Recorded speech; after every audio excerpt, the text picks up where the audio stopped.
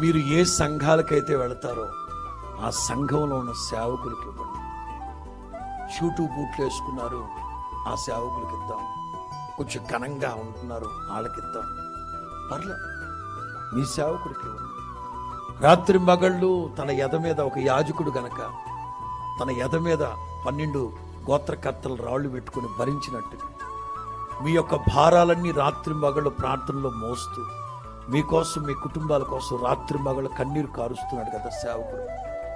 ఒకవేళ పెద్ద చదవరి కాకపోవచ్చు, పెద్ద అందగాడు కాకపోవచ్చు, పెద్ద ప్రసంగికుడు కాకపోవచ్చు, కానీ దేవుడు మీకు నిర్ణయించిన సేవకుడికి ఇవ్వండి.